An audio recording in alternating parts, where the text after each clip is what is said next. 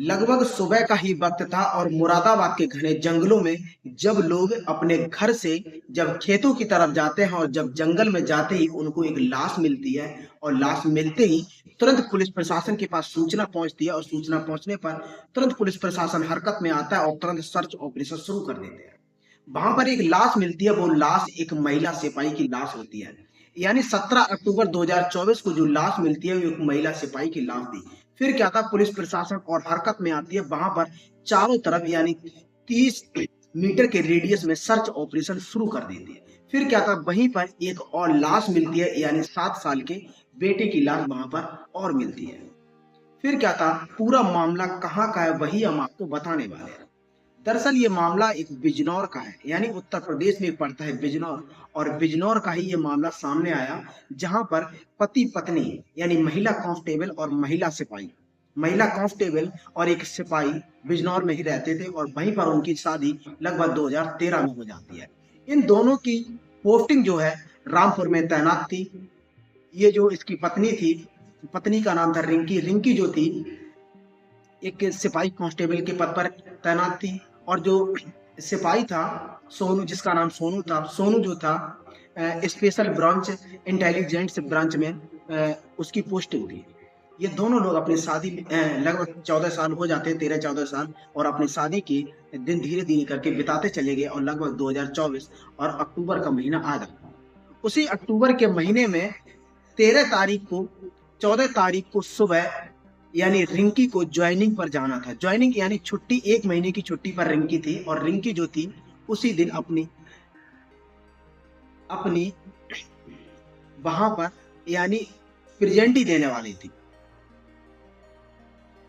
यानी वापसी कराने वाली थी। और 14 अक्टूबर को ही रिंकी की हत्या हो जाती है। और रिंकी जब गायब हो जाती है और गायब होने के बाद, और रिंकी का जो पति था सोनू, और सोनू ही जाकर पुलिस प्रशासन के पास जाकर अपनी पत्नी की शिकायत दर्ज कर देता है और कहता है कि मेरी पत्नी कहीं पर गायब हो गई है, वो मिल नहीं रही है। आखिर आपसे निवेदन है कि मेरी पत्नी को खोजा जाए।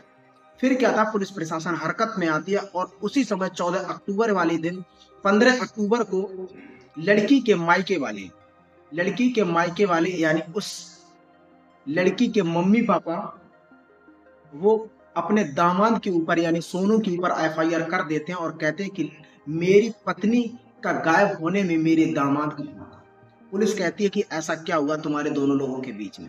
फिर उसकी मम्मी कहती है, लड़की की माँ कहती है कि मेरे बेटी के ऊपर जो सोनू था वो शक करता था।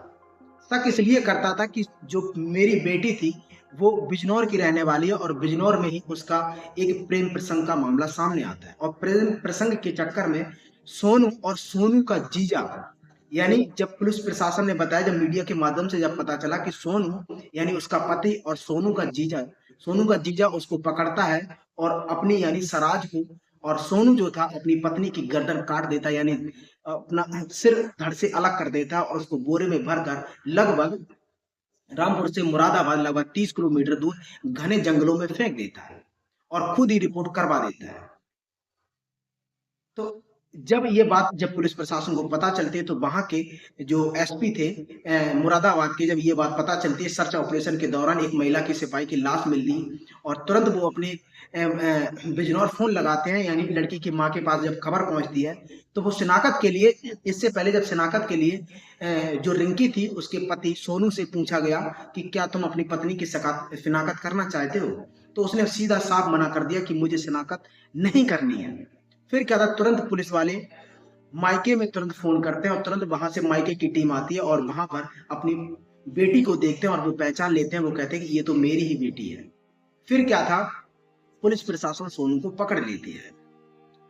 तो ये मामला जो है, पूरा मामला आखिर महिला सिपाही और सिपाही के बीच क्या है, कि आखिर में ऐसा क्या होता है कि जिससे दोनों सर्टिफाइड नहीं हो पाते हैं। क्या महिला सिपाही और सिपाही के साथ में क्या शादियां नहीं होती हैं?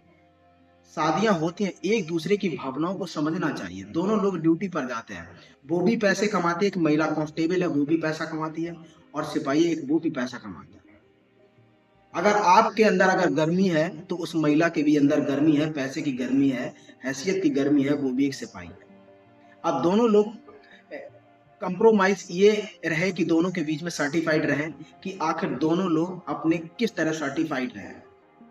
आप भी एक ऐसे प्रशासन विभाग के पास है ऐसे जहां पर सभी विभागों का एक कानून बना हुआ है, पुलिस प्रशासन। सभी विभाग जो है पुलिस प्रशासन से जुड़े हुए हैं और पुलिस प्रशासन जो है सभी विभागों का निवारण करता है और उसका एक ही मकसद रहता है कि शांति, हर जगह शांति बनाए रखें।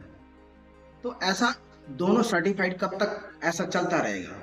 ऐसे कई मामले केस में आते हैं, लोग कहते हैं कि वो पुलिस वाली लड़की है, उसके साथ में शादी मत करना क्योंकि वो किसी और के साथ में प्रेम प्रसंग रहेगा। वो थाने में कई ऐसे अफसर होते हैं, उनके साथ में ऐसा चलता है। तो ऐसा अपनी सोच को बदलना पड़ेगा। क्या आपने अगर ऐसा नहीं किया होगा। और महिला सिपाहों को भी सोचना चाहिए कि अगर मेरे पति अगर सिपाही में हैं, अगर मेरे साथ में तैनात हैं, थाने में तैनात हैं, कहीं और ब्रांच में तैनात हैं, पर वो एक ऐसा प्रशासन है जहां पर गाली गलौज वाली उन अगर भाषा का यूज नहीं करेंगे तो शायद में आम जनता सुधरने वाली नहीं है। ये तो आप सभी लोग जानते हैं। अगर पुलिस प्रशासन इतना सतर्क प्रशासन ना हो तो शायद में उन पुलिस वालों को कोई समझे नहीं और जाने कितने ऐसे क्राइम होते चले जाएं, उनकी कोई गिनती भी नहीं हो सकती। तो दोस्तों ये कहानी थी कि बिजनौर की कहानी थी जहां पर एक जो सिपाही था, यानी इंटेलिजेंस ब्यूरो में इंटेलिजेंस जो विभाग था वहां के एक स्पेशल इंटेलिजेंट ब्रांच का एक सोनू नाम का जो लड़का था, वो अपनी पत्नी की हत्या कर देता है और हत्या करने के बाद घने जंगलों में लाश को फेंक देता है। यानी 14 साल बाद ये हत्या कर देता है। ऐसा क्या है? तो दोस्तों हम आपको फिर मिलते हैं अगली स्टोरी में। तब तक के लिए इजाजत दीजिए। जय हिंद, वंदे मातरम।